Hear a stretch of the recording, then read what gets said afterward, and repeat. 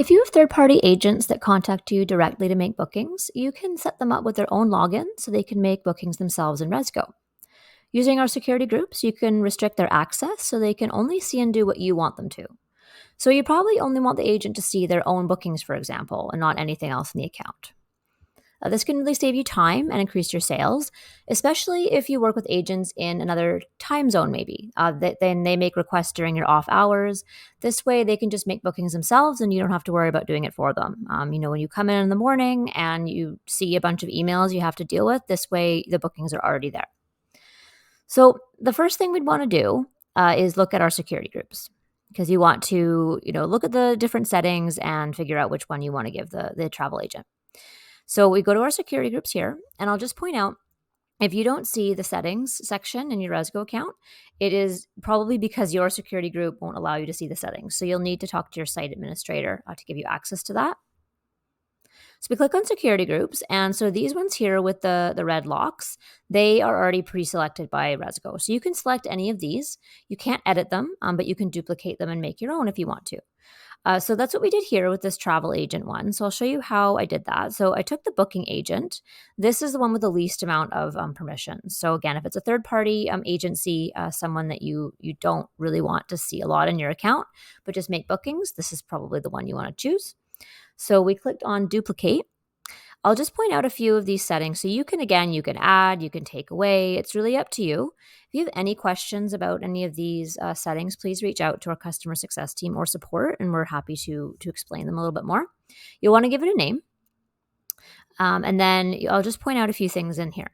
So this means that they only access their own bookings. So again, if there's multiple agents or maybe you have bookings coming in from all different places, this agent will only see their own. They won't see any other activity in your account. And this also excludes bookings owned in their security group. So if you use the same security group for a bunch of different agents, then again, they won't see each other's activity.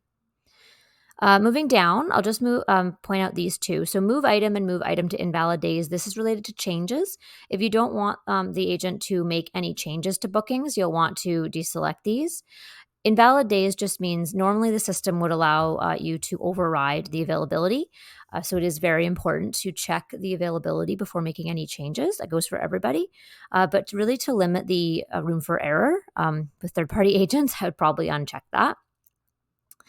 And set status, if you don't want them to make cancellations, for example, maybe you really want them just to all go through yourself to make changes or cancellations, you could uncheck that too. Go through, if you're unsure, just give us a shout. We're happy to help you out. We also have a lot of articles on our support page you can reference. And these are all disabled, as you can see. So anything in that left-hand sidebar that you see as the administrator will not be shown. And we'll see what that looks like in a moment.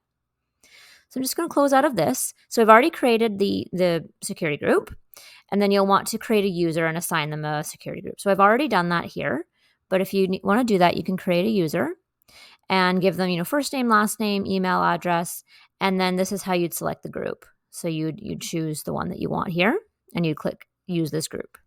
So we've already done that. A couple more things you may want to do. And again, I'm not going to go too much in this video into these features, but they all kind of tie together. So again, reach out if you're wanting to use these features, is sales desks and price sheets.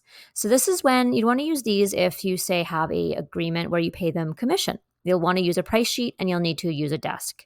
So what I've done with this user is I've created a sales desk for this travel agency, and I've attached the user to it. So any bookings this user makes will be tracked under this desk. The next part of that is creating a price sheet. Now, the price sheet is showing that this agent gets 20% commission, and it is attached to this desk. So it all works together. And then it makes your reporting a lot easier. You can also restrict the inventory. I've restricted this agent can only see 2 inventory items, not all my inventory. So that's what you'd want to use price sheets for as well, if you need to restrict anything or assign any kind of commission levels to them. So what we're going to do is I'm also going to point out here, there's a booking in this account that's made by myself, the administrator. And then I'm just going to show you what it all looks like if we log out. And if we log in as that new user, so now I'm a travel agent, I'm logging in, I want to make a booking. And as you can see, it looks very different. There's nothing down here. They can't see anything. They can't see that booking either because it's not the agent's booking. This is the site administrator has made that booking, or it's come through the website. So you can see it's very restricted. You can see that this means that I'm also logged into this desk.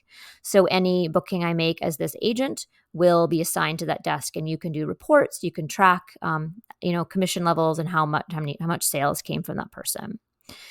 So they can go ahead and they can click on the point of sale and they can make a booking as they want. And so that was just a really quick tutorial on how to assign security groups and users so you can have third-party agents book in your account. If you have any questions, as usual, please reach out to us in customer success or support, and we're happy to talk to you about how this could work for your business. Thanks a lot.